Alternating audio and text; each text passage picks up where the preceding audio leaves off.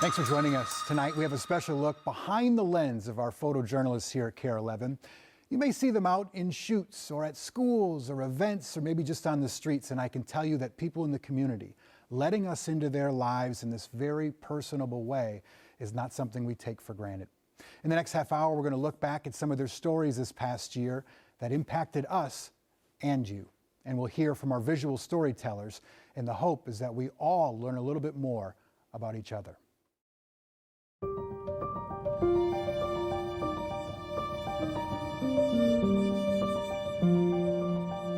KARE has one of the best, if not the best, photojournalist team in the country.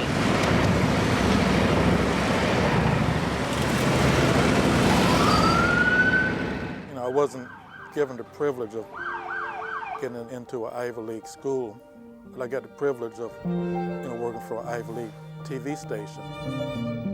Visually stunning stories. How we turn a simple story into something people can remember, they can learn from, get emotion from. We all love and support each other, and it just breaks my heart when something like this happens. That is what KARE means to me, and it is the standard that a lot of news stations across the country try to achieve. Super passionate, very driven, want to make communities better. What do we do from here? Many people I see are still fighting. I think our team does a really good job at seeing the world from a lens of compassion. I think accountability is called for, but that's part of compassion too.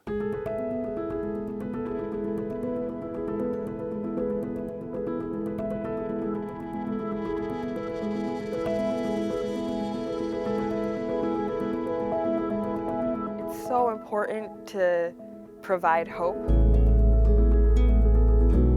Have that feature story, that memorable story, that's more than the nuts and bolts facts, but gets into the emotion of it. That's where it becomes meaningful, at least for myself as the journalist and hopefully the community. We're trying our best to not talk at you, not shove something down your throat. We want you to look, listen, put a face to the problem that people in the community are facing, and making people who live miles away from where this problem's happening care about it.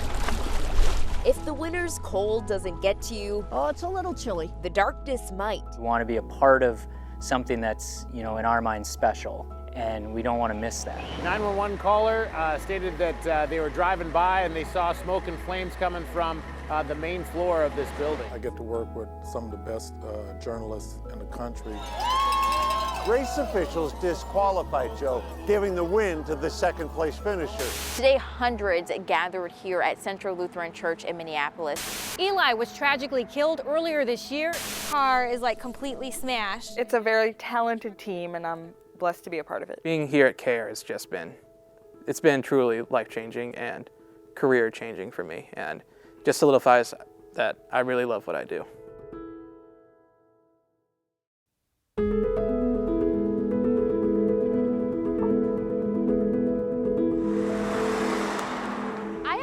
Really like working on the stories when we're talking about maybe a hardship, maybe it's a triumph, and letting neighbors know what other people in their community are going through. I remember this one opportunity where I was able to go to a library where there was a group of women who gathered. They were all deaf and they all quilted. And it was just a really cool way to talk about how these folks come together and find community within their community. And I love stories like that, where you just get to talk with people, hang out with people, and show good people doing good work. And those are the kinds of things that I like to report on.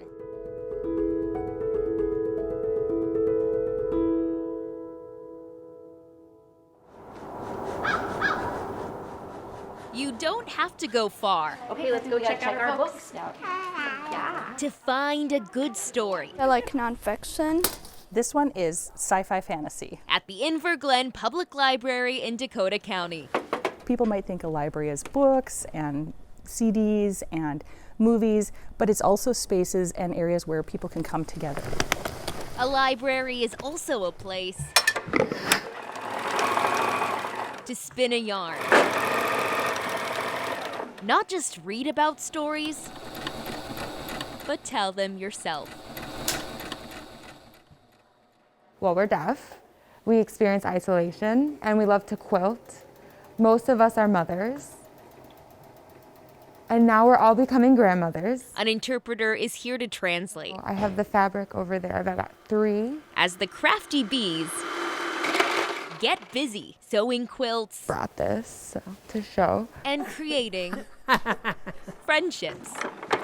Once a month, the group meets up and shares without any troubles. When we communicate with just each other, it's so easy and fluid. They've been meeting here. Almost 2 years. Cindy Wheelenberg. Yes. And Marcia Posse. It's like I'm not used to being in a group. I'm used to being at home. Saw a need for creators to share. It does have a story to tell, you know, like if somebody's a Viking band, you might see somebody making a Viking fabrics. They have their own meaning, and it just feels good to make something for somebody to give them to them, and it means a lot to them. We got people coming from the north or from the cities. Like all the way from Rochester. It's about 85 miles. I come here once a month. This is my favorite day of the month. Sean Whitting says hearing about everyone's lives is special. It reduces isolation. Cute. It's very common in the deaf community, very common. This time around, she brought her best friend, Edna Quinby. I love her. She's my everything, my ride or die for over 30 years. Yes, yep. I drive you nuts. Yes, you do. I was not so certain about it, you know, because I thought quilting was for older people. So I was like, no, this is not my thing. It turns out it is. It is just a meditative thing. Every quilt has a story. Yeah. I just do. Open it. Joyce Hoffman opens a story on her 70th birthday. Co-authored by everyone in the group. I made that one. Nice. So each person here made a square. It's a bond, as if they're cut from the same cloth. It's amazing. It's beautiful. Sammy Solina. This is amazing. KARE 11 News. The arts are important to me, and I want to highlight others, especially since the pandemic and everyone was not performing, and want to help others through that, like just be a platform, because I know especially with hip hop in the Twin Cities we don't have very many platforms. And actually I do love covering any story with kids because I just love their delivery, their confidence. I was covering this young dance troupe from North Minneapolis, and they were on their way to compete, and they had this fundraiser, and they did very well. And basically the girls were cute, okay? They were awesome. They had all their moves so compact. Anytime I interview some successful kids, I'm like, it kind of makes me think back to my own life as a little girl.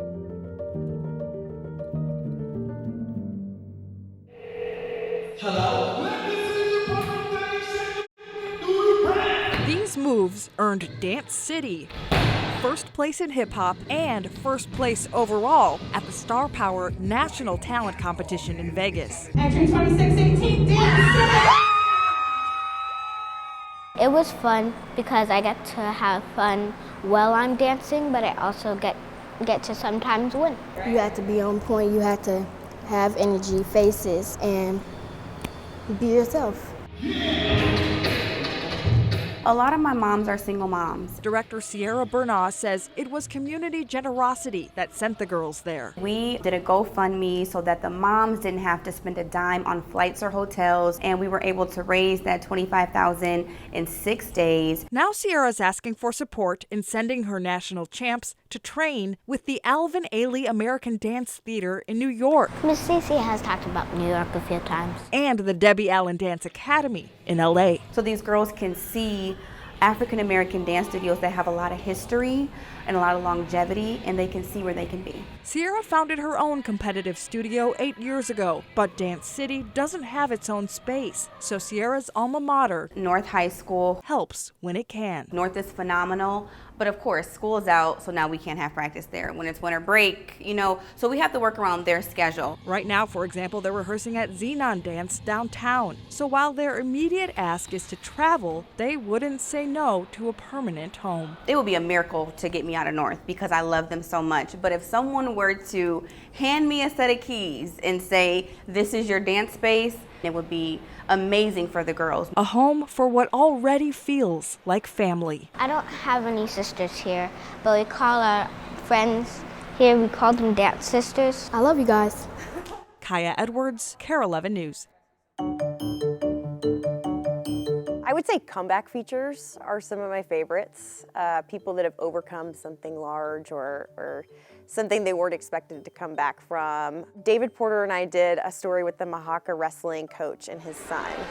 And his son is one of the best wrestlers to come out of Mahaka. They have such a unique relationship out of the wrestling community because they're really goofy guys. And we got to show that side of them, but also show the love that they have for each other.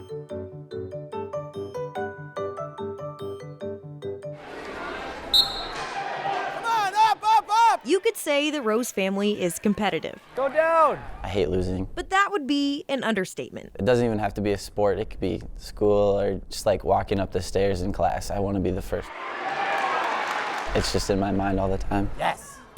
That spirit. Good work, T-Money. Something Davin learned from his father. Sit to that hip! Mahaka wrestling coach Kyle Rose. Build your base! I always try and teach every one of my kids to win. There you go. You gotta try and set goals, succeed. You can't just settle. You gotta win, you gotta be the best, and so you gotta be competitive to be the best. In early December, Davin broke Mahaka's pin record, previously held by none other than his father. Drive over the rest! Who had 99 career pins. In wrestling, we say cut him, like if you wanna take him down and let him go and tech fall him. So I'm screaming out, cut him, cut him! And he looked over at me and just smiled and shook his head, and I'm like, no, cut him, let him go. And he didn't listen to his coach and won the pins record. 100 career pins. Why was the pin record so important to you? Just because it was my dad's record. Of all people, I mean, anybody could be your coach, but to beat your dad, how cool is that? It's awesome. Like almost. It shouldn't be awesome. It's pretty awesome. Like three times a week at least, I'd say I rub it in his face at home. Or 7. I just gotta let him know who's the man of the house now.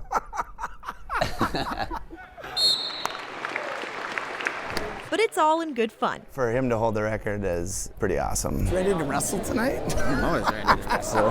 I gotta say I was pretty happy for you. You were. Even though, like, you rub it in a little more. Now I'm not so happy for him. Now I wish he would have got injured week 1 in the season. Hey, short time, let's go! Coach Rose says his son's success comes from something he didn't teach him.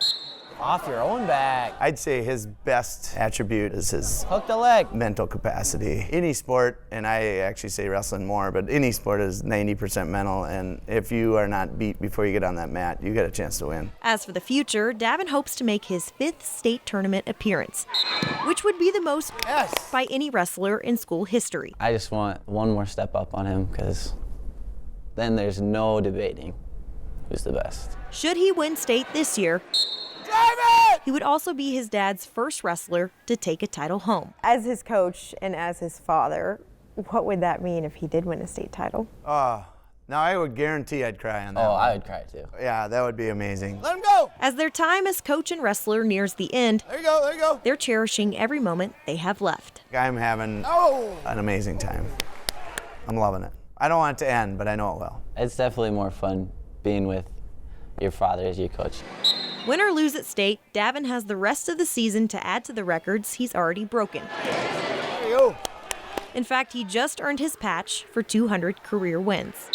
In Morse, there you go. Julia Daniels, KARE 11.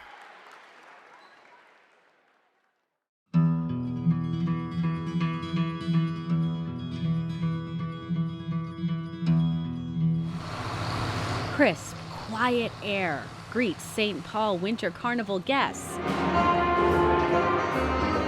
Across the street, inside the Landmark Center, the opposite. Warm and welcoming vendors. I have been serving the community for more than 15 years. Ready to share their stories. That's my dad up there teaching the kids, but he's actually pointing to himself. And celebrate community. I like to cover stories around diversity, education, and pretty much anytime someone is doing something good for the community. I choose to be in my hometown because I see the potential for growth, and I see what it has already allowed me to do, which is tell stories that matter.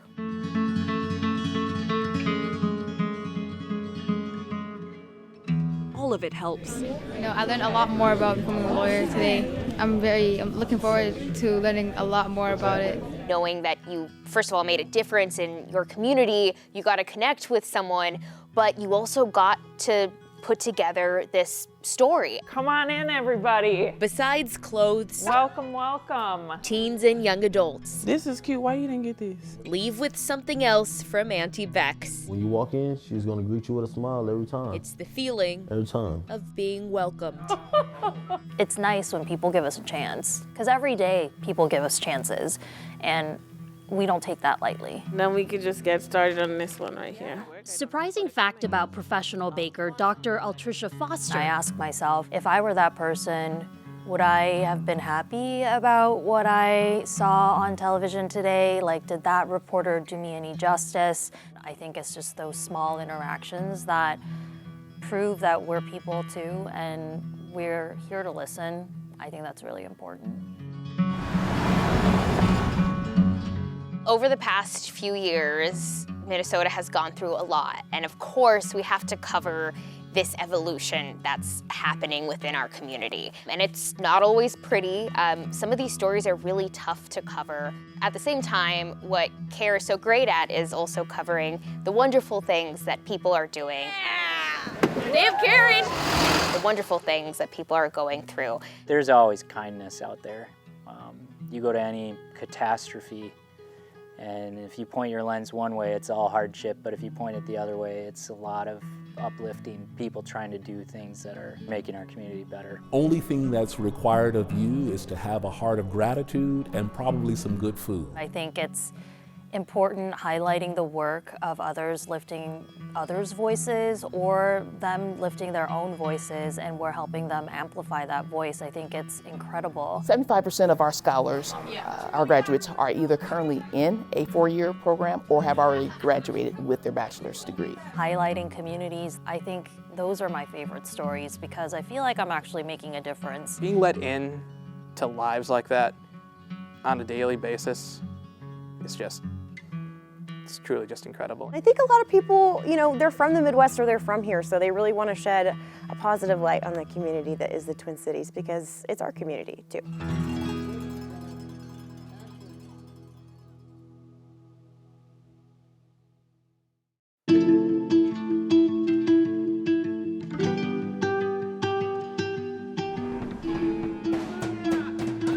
Thanks for watching our Photojournalist special. We care about you. Your stories, your moments, your concerns, and your triumphs. Our photojournalist staff is the backbone of capturing all that. Throughout 2023, you've let us into your homes, into your communities, and into your lives, and we thank you for that. Your stories allow all of us to grow and to learn. We're grateful. Good night.